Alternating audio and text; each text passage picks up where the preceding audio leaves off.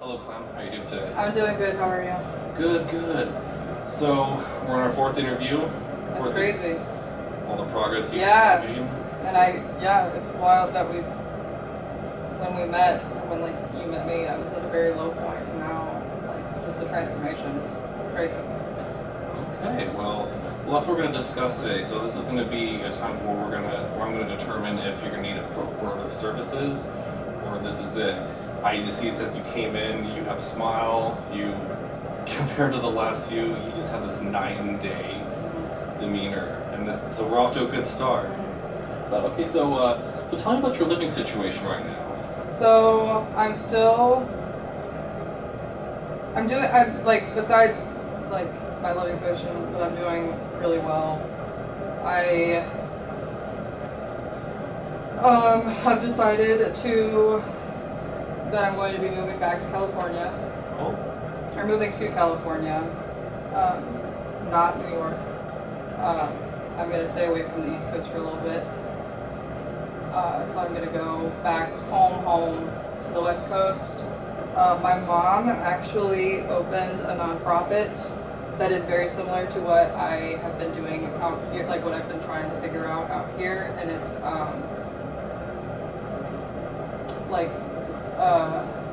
linking ranches to veterinary services. Okay. Or linking veterinary services to ranches that kind of help people who need community service hours and stuff like that. Right. And so she's gonna let me come home and work with her on that part. Yeah. So awesome. I'm really excited. Moving in next week. So the hotel room has been kind of boxed up and everything's packed and ready to go. Not that I have much to pack, but okay. I've accumulated a couple things since moving here. Well, you've been here since February, so Yeah. I can see that. Well, it sounds to me that you are really ready for this next step. Yeah. You know, how do you feel about moving on? I mean, you talked about reflection. Mm-hmm. You talked about a little bit about how where you're at, in February versus where you're at now is so much different. Right. You know, how do you feel about this change, these realizations you've had? Tell me more about that. I'm excited. I'm nervous to be leaving a space that I have kind of created as my safe space. But I'm excited. It's more like it's an anxious, but it's like a happy, anxious feeling. Right. I'm excited to go back home and be with my parents, and have them not take care of me, but they wanted to come, but I didn't want. I needed to do this on my own. So not being as independent as I have had to be since February, and it's fine that I've had to be independent because that's what I wanted. Right. But kind of not regressing, but going back to I don't have to worry about all of this all on my own because I've worked on things.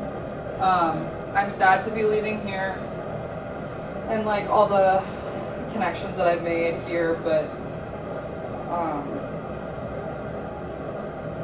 everyone. I'll give people my phone, my information where they can contact me and we can still have communication, but yeah. Well, from what you told me with this progress, you have a plan, and that's important. You're ready to move on, and it seemed like you realized that there was more to learn. I remember from what you told me in the initial appointment, the initial interview, the intake, was that you had these coping mechanisms that served you for a long time. You were taught by really outstanding people who in that work of just these independent practitioners, among other people, who taught you so much. But then apparently at some point, it seemed like it just wasn't working. Right. So... And I feel like it wasn't working because I was I knew how to not play the game, but I knew how to play school. I knew what was not going to make this professor, or my teachers wasn't going to flag me as someone who might have a breakdown in a couple years. Right. There was because I knew how to play the game, play the system. And because of that, it didn't, like I said, it didn't flag anyone. There was no like, ooh, is she gonna be okay? Like none of that. There was no inkling. So it sounds to me that for the longest time, even though you were taught these world-class, amazing, coping skills, you were still kind of putting on a face to keep yourself under the radar, and you did that for so long. Yeah. Until it just didn't work. And and I know that my name being connected to my grandparents, excuse me, it's not like a huge deal because like we're obviously two separate people, but if you hear that my name is my last name and it's like, oh, is that this person's grandchild? Yeah, I am. However, like I'm a different person. I have a lot of different values than what they have and had. So just trying to be my own person and kind of stepping out of that box. So, and that has helped, like being by myself and being in the middle of nowhere has helped with that a lot. Because everyone here is very close. It's a very tight-knit community. Oh yeah. But also, like, no one's here is dumb or anything like that. Like, they might remember, like, oh, is that this person? Like, but they don't bother, like, fact-checking it. Right. And coming from where you do in Northern California by the Bay Area, the top, like, 3% of this nation resides there. Yeah. And from what you were telling me in your initial interview, you were a part of that. Yeah. I mean, you're not to the level of your grandfathers, Right. but you had that influence, that environment. Right. And so then being here, from what you're saying, it's different, but yet these people are they're still people. Yeah. And I acknowledge that I do live in the top 3% where, like in California, like where I'm from, but I like to think that I don't act like the top 3%. Like, I don't know anyone who have been my peers in the past who would willingly stay here for as long as I have and go through the progress that I have made with like my group therapy and stuff like that. Like, they would have just bought the next plane ticket out of here. I understand what you're saying. So you mentioned group therapy, and you mentioned individual therapy that you're doing both. What's happening now that's different from when you started? I think a lot of it is self-reflection and like understanding that I don't have to have the mask on. Like I can take the mask off and like be my real self, and people are not going to be like, oh, wait a minute. Like, that's not an issue because everyone else has their own things going on. And I was so worried about, like, not being a different person, or, like, making a name for myself, but, like, being independent. And I don't have to be that independent. Like, I can ask for help. It's okay Absolutely. to be asking for help. It's okay to reach out to someone and be like, hey, can I just call you for, like, 5 minutes? I need to vent. I can't keep it all inside. Like, I've learned that I can't keep it all inside. So if I understand you correctly, you realize that for as important as independent is, dependence is okay too. Yeah. And the group therapy has taught me that a lot more than the individual therapy, because the group therapy, we can all, like, it's one thing, like, being in individual therapy because that helps with other things, but with group therapy, physically shows me, like, okay, this person is experiencing this person is experiencing this, oh wait, I'm the same as this person, like, feeling the same way as this person. So it's, and I know hundreds of people go to therapy every day, but it's seeing it, like, all of us being in the same room is different than just, like, knowing factually that lots of people go to therapy. Right. All sorts of different people. Yeah, right? yeah. Reflecting back from our last interview when you started these group therapy sessions, do you feel like you brought something to the table that might have helped someone? I think so. I would like to think that I brought, like, connections to the table. Okay. Even though, and it's like super contradictory, because even though I want to be like an independent person, like, yeah, I have connections and I can acknowledge that, and that's cool because then I can help other people go to this whatever, like help people with whatever they want help with, or like, hey, can you get me in contact with this person? Yeah, I can because I have their phone number.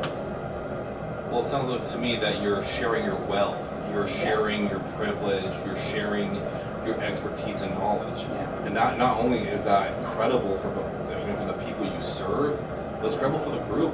Your facilitator, the therapist you were involved with, I'm sure they took something from that, and now they're educated. Right. You learn from them, they learn from you. It was a learning and teaching experience, I think, for everyone. I hope it was for everyone. I know it definitely was for me. Well, it sounds like it was for everyone as much as it was for you. Yeah. So that's great, Clem. I'm glad to hear that. Thank you. Okay, so moving forward, so you talked a little bit about a plan. You said you're leaving soon. Yep. The room is packed. Yep. I'm gonna try, like, within the next week, I'm going to try and get everything in order, make sure everyone has everything that they need from me. And then I'll fly out of Chicago back to California, and my mom will meet me at the airport, and then we're gonna go home. That sounds like quite the plan. And I wanted to take this time to review, information for future challenges. Now, you've come a long way from just getting from what you tell me. You've reflected back on from where you were when we first met to where you are now. It seems like night and day. Thank you. It really is impressive. And when you came in through the door, I was just like, this is going to be a good employment. She seems happy. She seems motivated.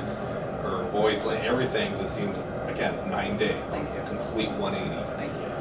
But, her policy, and I was doing my job as a social worker, I wanted to review information about, so should any future challenges happen, you find yourself, in a very bad state where you were, about the resources from where you're going. Now, you did talk about wanting to move back home. Yeah.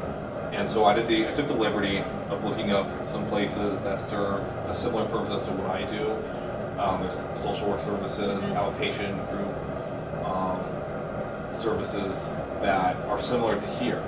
And so if you are interested, would you like me to email you those? Yeah, that'd be nice. Thank you. Okay.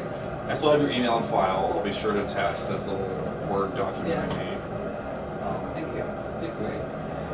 Is there anything else you want to bring up at this moment? Is there anything I can help you with? Anything you just want to share and just tell me about?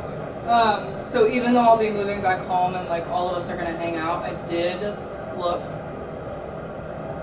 for a place to be on my own, and I ended up finding a place for rent that is within my price range, my personal price range, not my family's money, my personal price range, and it's very close to my parents' house, just in case. And I've reached out to my mom about like starting some kind of like network situation, like online presence for the nonprofit. And we've been talking about like what that's gonna look like. So I have things to do once we get back home that will like not overwhelm me, but it will be a good jumping point to like make me feel comfortable back home. Yes. So you mentioned, coping skills a little bit just now than before. What is one coping skill you learned from this that you'd like to share with me so that I can, better provide or suggest to my future clients? I don't know. Like I credit a lot of it to my group therapy and like hanging out with animals and like I needed to be on my own. Like I needed to be on my own and just figure things out for myself. And I know that's really repetitive, but being with the animals and like meeting people who are not in group therapy for the same reasons as me, who have had like much more challenges, who have had a lot more challenges with growing up and becoming an adult compared to what I have had. Like mine is like a cakewalk compared to what some of these people have experienced. In my individual therapy, we talk a lot about like breathing and like different things that I can do if I start to get overwhelmed. So like the tapping, or like I have fidgets in my purse, like just to kind of keep my mind, like refocus my mind almost. So So from what you're telling me, it sounds like the simple sensory of Yeah, touch yeah. is what. But not gets touching other people. No, yourself. Yeah. Okay. Or like a sense, like some sort of like discrete sensory toy has been very helpful. Or like sitting flat on the floor, or like feet flat on the floor, and then like I'll do like walking, and that kind of like refocuses my mind. Absolutely. Because it's much more discreet compared to like just doing this and sitting in a chair and doing this. Definitely, and I personally wiggle my toes a lot. Yeah. You know, I just do it in this like repetitive manner. That's what helps me. Yeah. So it sounds like you're doing something similar. Yeah. Something that's you touch your own skin, Mhm. but it's just not so obvious. Yeah. Not distracting. Yeah. Cool, great. Well, I can just tell just from the information you share with me, your plan, everything we've talked about. I'm not under the impression that you'll need any more services, but I will email you that list I made, and it's not a complete list. Mm-hmm. It's just some of the things I was able to network within my own people, some of the best in your area that will accept your insurance. Thank you. And I suppose this is going to be our last meeting. I'm glad to see this progress within you. Thank you. It's always good to see this. This isn't always the outcome I experience in this field, but I'm glad to see in such a relatively short time you were able to accomplish and overcome so much. So I'm very happy for you. You know, for as much as I'd love to come out to California to see your business, I mean, you have my card. If you ever wanted to just email and send me an image and be like, here it is, here's my nonprofit, I'll just. And we're hoping to maybe set up like some sort of like live stream situation. So like a 24-hour cam, like outside one of the barns or something, on the pasture, the ranch, like that oversees the ranch, and like having like a website where like you could like explore what the nonprofit is about and things like that. So I can send you that.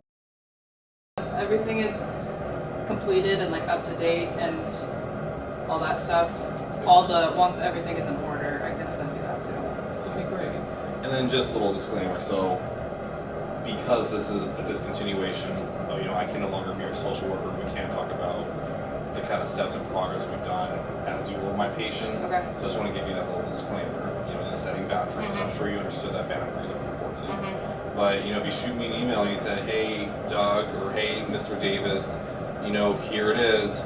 Here is my words in action. Here are my words in a physical example. I will look forward to that. All right, Clem. Well, this wraps up our time together. I wish you a safe flight. Thank you. And a very, very best on your future endeavors. Thank you. Okay. You take care, Clem. Thank you. You too.